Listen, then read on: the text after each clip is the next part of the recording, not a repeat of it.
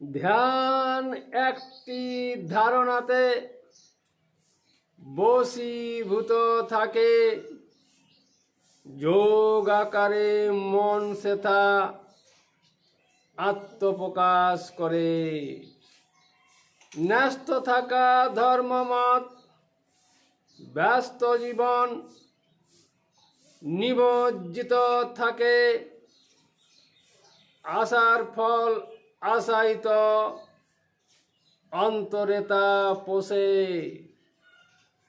পোষণ করা ভাব কালের আশায় ভুগে,